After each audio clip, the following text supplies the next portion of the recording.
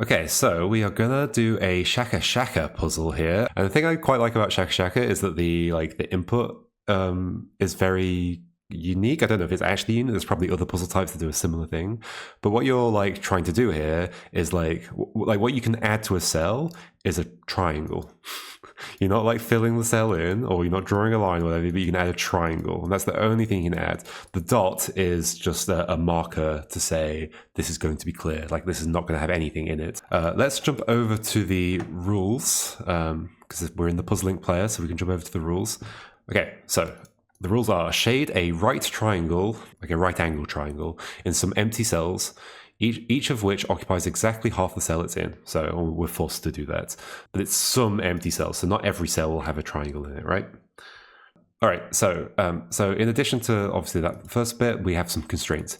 Each unshaded area must be rectangular in shape. So we're going to leave spaces in the grid that are not shaded in that are going to be rectangular, and we'll see some examples below. In fact, we can look now, like there's an example of it. You know, we have a rectangular shape in the grid. That's also an example of it. We have a rectangular shape in the grid, the empty square there. The rectangle can be upright or rotated at a 45-degree angle, right? It can be at those two orientations. And since we can only draw right-angled triangles, we can't do any other weirder angles than that. Constraint 2. A number in a cell represents how many of the four orthogonally adjacent cells, so the cells next to the number, contain triangles. So it's pretty simple. So in this case, we can see this 2 up here has 2 triangles next to it. And so that 2 is satisfied. This 3 is not yet satisfied because it only has 1 triangle next to it. That means it's going to have 2 more. And so on. So let's look at some of the cases down here. So there are no triangles on the board. That's an error. There are too many triangles adjacent to a number. So there's a 1 here, and it's got 2 triangles next to it. That's bad. It needs to have 1. A white area is not a rectangle. Yeah, this entire... I mean, it's not white because they've colored it in red to show that's an error. But this is white. It's not shaded in. And it's not rectangular, so that's a problem. Here's another example of that. It's not a rectangular area. Another example of that, there are too many triangles adjacent to a number, so this 1 has 2 triangles to it. That's not good. There are not enough triangles adjacent to a number, so this 2 only has 1 triangle next to it. Not good. And then here's an example of what a puzzle looks like when it's complete. So yeah, one of the things I really like about this puzzle type is that you end up with a kind of cool-looking grid at the end of it. Alrighty. So here's the Shakashaka that I've picked. It should be a pretty easy one, and we'll see how it goes. So we've got zeros here. So these don't have triangles next to them. So we know that that's clear. We know that that's clear. We know that's clear. We know that's clear. We know that's clear. We know that's clear. Cool. We've also got 2 here, which only has 2 spaces next to it that can have triangles in it. So a very quick thing you learn when you start doing these is that if you have a cell that has like 2 walls on it, like against it, the triangle is going to have to go like that. Like it's going to have to connect to those 2 walls. Why? Because in fact, so this player doesn't let me do it a different way. But let's say I put one in like that there. Like we then have necessarily an unshaded region that isn't able to ever be rectangular. It's like going to be a triangular shape, which isn't good. So yeah, in this play, it doesn't even let you do that. This has to be a triangle going that way, so it's going to be that way, and that's true for here as well. So we've got a similar situation with this 3 over here. So this 3 needs 3 triangles next to it, and there's only 3 spaces. Here we have 2 walls on either side, so it has to be that way. Here we have 2 walls on either side, so it has to go that way. Cool. Okay, so then there's many places we could go from here.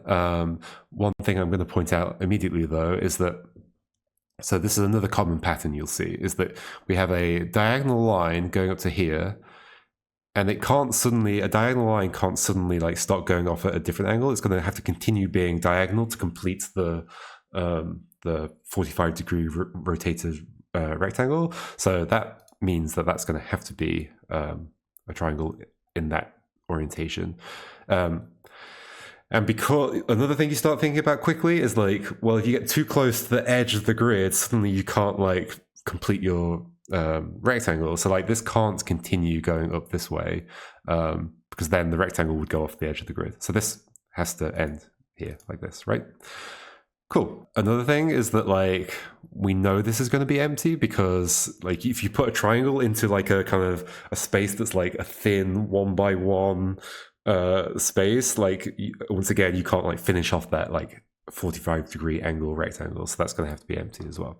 So we have a similar situation here where this diagonal line is coming up to this wall and it can't go off at that angle, so it's going to have to go off at this angle. And another thing you get used to, like this is what I'm trying to do here, is like step through like the kind of the initial things that you figure out. It's worth noting that if you go to settings, there is like an input type option and you can switch to one button if you prefer that, where you click through and it cycles through the different triangles instead of having to click in the right corner of the square, because that can be quite tricky. So yeah, another like thing that you realize pretty quickly is that once you've connected up a diagonal, you're not going to be breaking that diagonal along it in any way, right? Like I can't be like inserting a triangle here because then suddenly we've got an unshaded region over here that can't be rectangular anymore. We've broken it into like a triangular shape. If we do this way, like sure, this is a rectangle, but then over here we've got an unshaded thing that's not going to be a rectangle. So as soon as you've got an edge that's connected like that, that is the edge of a rectangle. The other thing you start thinking about as well is that because this is going to be a rectangle, there is going to be a line of this length over here somewhere.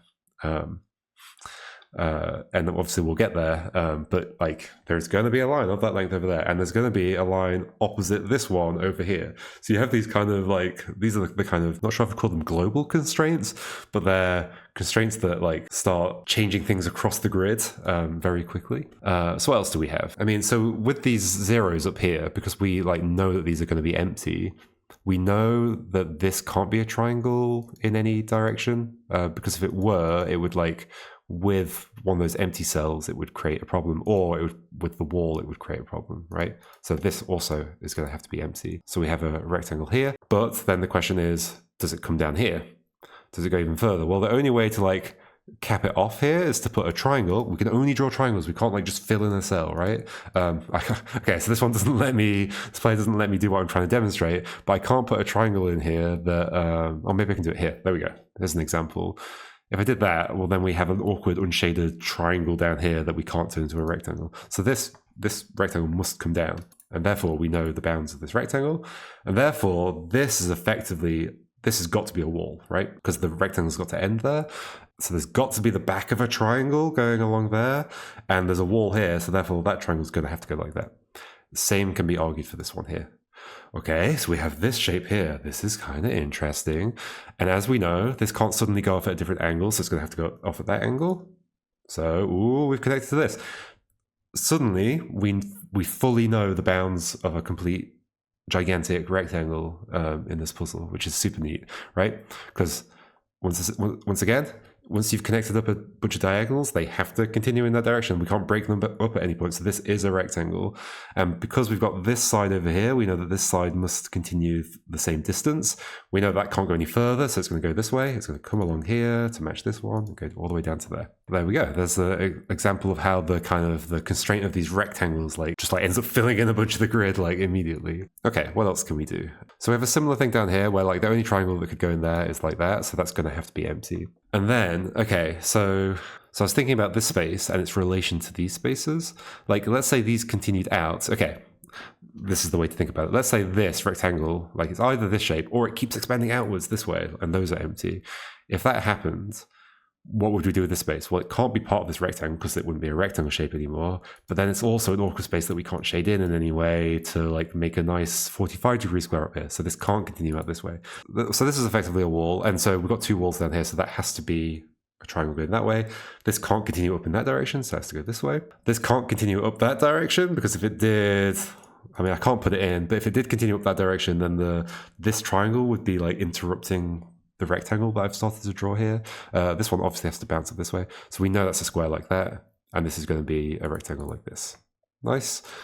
I could probably do similar things over here. So down here, we've got the same situation we had up at the top, which is that this can't have a triangle in it because it would just make a region that isn't a nice rectangular shape. So then we have the question of, does it continue this way or does it not continue this way? Well, if it doesn't continue that way, then that has to be a wall, but it can't be because then we have a square that has like 3 walls on it, and that's just inevitably leads to bad things. So this has to continue this way. Obviously, these are going to have to be cut off from this. Like, there has to be a wall here. And so the only way that's going to work is by putting another square in down here. Neat. Okay. Finally, the top right area of this puzzle. So this is going to have one triangle next to it. Two of the spaces next to it are not great for a triangle. Like, I mean, it doesn't even let me put it in. It's so not great for a triangle that I cannot put a triangle into this space. Because if we were to put one in, once again, we'd end up with an unshaded region that could never be a rectangle. I think it's probably good to play around with this on paper to see that in action and really I find that once somebody's used to a puzzle type, some of these things can just feel like completely natural. Why would anybody ever think about putting a triangle there? But when you are first starting a puzzle type, those things aren't that obvious. Like, even though it is kind of obvious, it really helps to put the triangle in and go, oh yeah, that's clearly a problem for that reason. So there's going to be a triangle over here, and it's going to be either that way or that way around. If it were the other way around, we'd have an awkward, unshaded, non-rectangular region. Cool. But we also know, we should mark them in, that these are going to be empty cells. So we can also work on another thing up here. We have a similar situation up here. These are walls that are bounded on three sides, so they can't be a triangle. So that has to be empty. Same here now. If this were a wall, then we'd have a cell that's bounded on three sides, can't be a triangle, so it has to continue. Then we also got a kind of similar thing going on here where this... Basically, let's question, could this come out? Oh gosh, could this come out even further? If it did, what would we do with this space, right? This would have to be a wall, because this rectangle can't come further down. This would have to be a wall, and we'd have a wall bounded by 3, so that would force this to be empty, and suddenly we've got a non-rectangular region here. So what we've learned now is that this can't continue. So this is a wall, this is a wall. That means a triangle has to go in that direction. As we know, this diagonal line can't suddenly go at a non-diagonal angle, so it's going to have to go this way. Cool. And same is true at the top, so it's going to go that way. I think we can probably see where this is going to go. This needs a triangle next to it. And there were two options, that or that. Which one seems good? Well, that one creates an awkward situation with this rectangle that's coming down this way. So I think it's going to go like that. And then this rectangle is now fully defined. And we're done! Yay! And that was Shakashaka. So go check out the Puzzlink database, find some more Shakashakas. I find them really fun. And that's one of the kind of easier ones, and there's lots of that kind of difficulty, but there's also way harder ones as well. And probably a lot more interesting deductions to work out as well. Cool. That was Shakashaka.